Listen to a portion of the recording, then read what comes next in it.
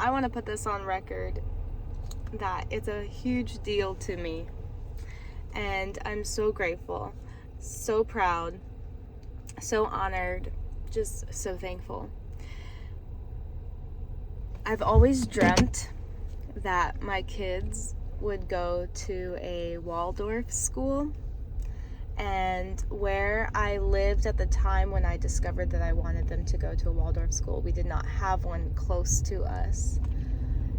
So I literally moved 4 hours away for this school. Literally took my family and was like, you know what, we're gonna move. Which is so funny because when I was younger, I used to watch people do that. They would, like, in movies, or friends, they would just move for a school. And I'm like, that's just crazy. Who would do that? There's so many schools everywhere.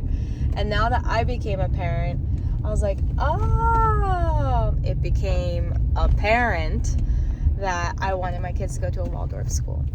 And honest to God, I am so grateful for the school that they go to.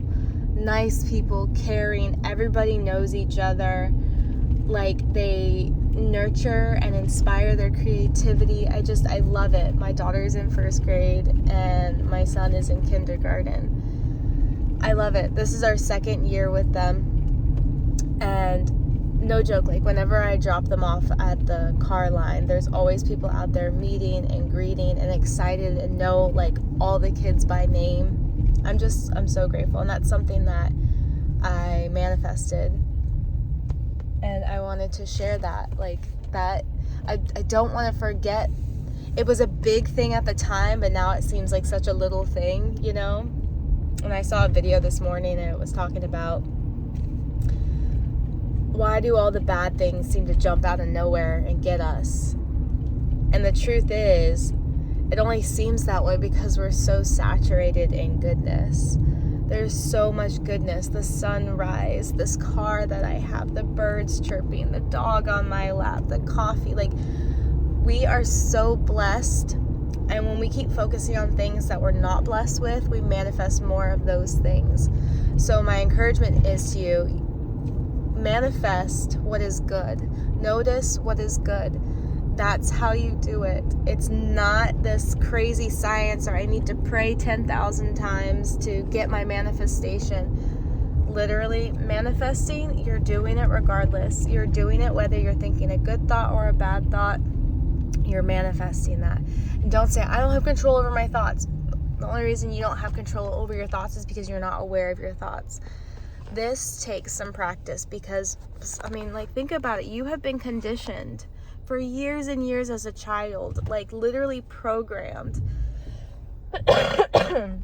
You've been programmed to think, be, and act a certain way. And some of us prevail. I have this one friend of mine, oh my God, she is a fucking goddess because she prevailed. Everyone told her, no, you can't do this, or yeah, it's blah, blah, blah.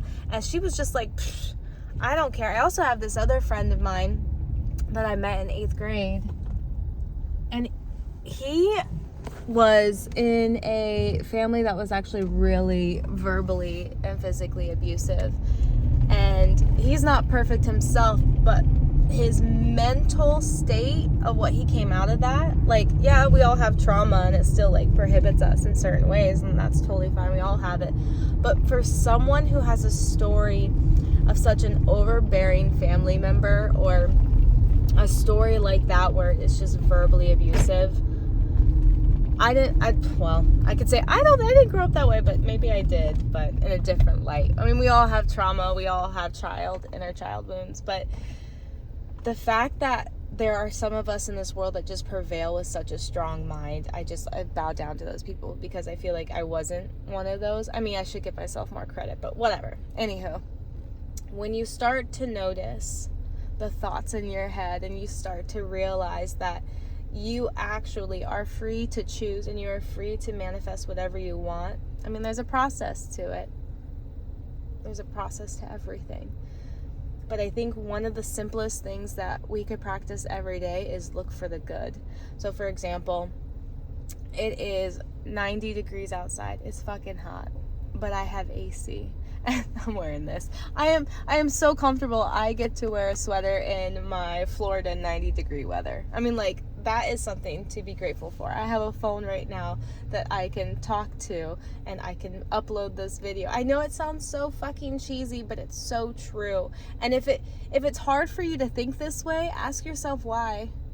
Why is it so hard to be grateful for the little things? Why do only the big things matter? If you are not responsible with the little things, you won't get the big things. And if you do get the big things, you're probably going to self-sabotage it, because you're self-sabotaging the little things that you can be grateful for. You get my vibe? You get what I'm saying? Anywho, that was a thought, and have a good day.